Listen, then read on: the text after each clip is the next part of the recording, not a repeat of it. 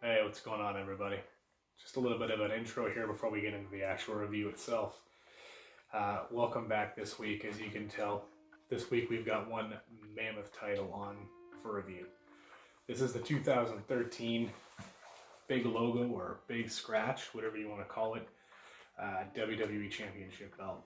Okay, I don't know if I just mentioned it, but it is the version 3, and in a little bit here we're going to go into the different versions of the title. I'll include some pictures of all three of them as well too, just so you can see. And yeah, we'll go from there. So again, I want to thank everybody for joining us, and let's get right to it. Cool. So this is an up close and personal review of the version 3 WWE Big Logo or Big Scratch. So first thing I want to start off by saying is that I was not really impressed by this thing with photos. The ones that are stock on the WWEShop are not really capable of doing it justice, to be honest. And my first impression when I saw this thing was, god damn. So let's take a quick look at it, okay? So again, we'll do our customary from snap to snap look. So first, if I can get out of my light here, that's our snap box here. You can see it's a stitched on snap box, much like the Figs Inc.'s precursors of this. And I'll get into that shortly here. There's our tooling, or fake tooling if you will. It looks pretty decent for the most part, but again, there's some spots here where it's not really the greatest, right? If you've seen the Paul Martin video for this, you'll understand that as well too. He goes to depth on that. There's our side plate. Moving into the main plate and the sidebar. Not too shabby. Super blingy for the plastic little gems they have on there. And then again we get into these side plates. And again, the fake tooling on this side of the strap as well. You can see it's not terrible, but it's a little messy in the corners there. And then the other one with the tip. So let's flip this over. This review is mostly going to focus on some of the differences between the two. So there's the back of the tip. And going through, you can see some wear marks on my strap and stuff because it is a used belt. There's your replica, bada boom, the money shot if you will. And of course we go down here to the other snap box. So again, the first thing we're going to talk about today is the difference between all three versions of this. This thing is heavy as shit. Alright, so version 1 was the Figs Inc. version. The biggest way to tell the Figs Inc. version right off the hop is going to be this. Okay? That's not going to be there. You're not going to have any of the fake tooling stuff there. The biggest thing that you're going to have there is just a flat black surface because they were cheap with it.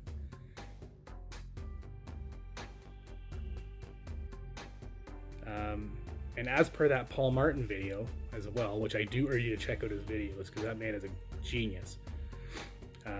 He had stated that this belt is one of the reasons why WWE cut ties with Figs Inc. I'm assuming because of the quality of it, because there's a lot of inaccuracies in it. But also, he stated it was because they wanted to make a profit making their own belts, which I can totally understand. So one of the other reasons, or one of the other things that you'll notice with the Figs belt, and it's actually the same with this, is that they stitched in the snap box. So you can see it's not really like any sort of tooling, it's just fake leather, right? Kind of like the back of the strap here. So still looks decent, still looks not terrible, but the version 2 actually has one straight piece of vinyl there, and it's pressed in. So that's the version 1 and the version 2 for the snap box. And we'll go over here and take a look at that snap box. It's the same deal as well. Another thing as well too is that on this version 3, it kind of has the same shitty fake tooling here that it does on the first Figs Inc. version. And I really don't know why they went with that when they fixed that in the version 2. And again, I do urge you to check out that Paul Martin video. I want to drive as many views to him as possible because he did a fantastic job. I'm just kind of piggybacking off of it. But yeah, so I mean, the cleanness of the lines here is nothing to write home about. It's a lot of overlap and just weird shit going on in the corners there. I mean, those two aren't bad, but you know, still. And it's the same thing with this one over here. Right, you can see in the corners, you're missing some up top there. There's a whole bunch of extra weird stuff going on down there.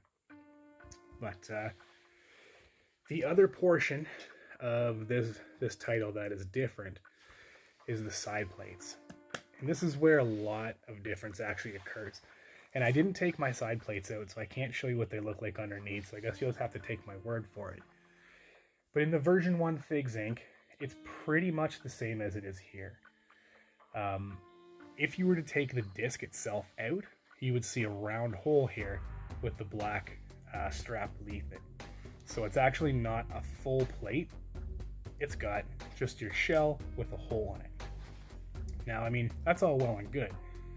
And I guess they did kind of solve the problems that happened with the first one, because the first one had screws here and here on the back where you would screw the plate in, or screw the disc into the plate. But the problem with that is, if you pressed on the sides, you would see the plate wobble. So WWE has fixed that. There's literally no wobble here at all with that, so that's fantastic. I could care less about the plate being full in the back. It just adds a little extra weight. But while we're on that though, version 2 is kind of an amalgamation of versions 1 and 3. Version 2 has the screws here and here, just like version 3 does. And I'll show that to you quickly. Right? There's your 2 screws there. Okay. But it has a full metal plate behind there. So you still get, you know, that added weight, and there is no wobble whatsoever, which is nice. But again, for the version 3 I have, there's no wobble whatsoever on mine either, and I think it looks all right. But that's the biggest difference in the side plates.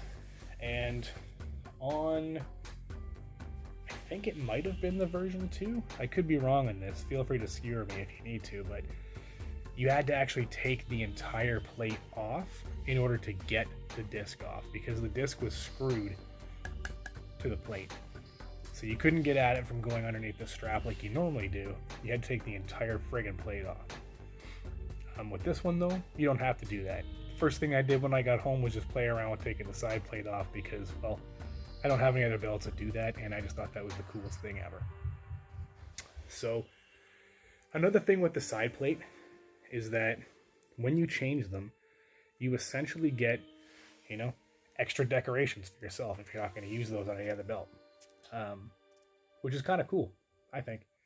You know, you spend $100 or whatever it happens to be on new side plates, and you get yourself another decoration that you can throw on some little plate holders, that kind of thing, and, you know, decorate the wall or whatever you want to do. One thing that I'm a little disappointed about with this belt, and I mean, in relation to the commemorative belts as well, actually, my daughter has a commemorative new logo, or a network logo belt, I should say, and these bars are the same thickness as the plates. So when I got this, I expected it to be the same thing, but I'm going to show you something, and as you can tell, they are not the same thickness. The thickness on these main plates is pretty good. I want to say that's somewhere around probably 6, maybe even 7 mils thick. That's pretty damn good.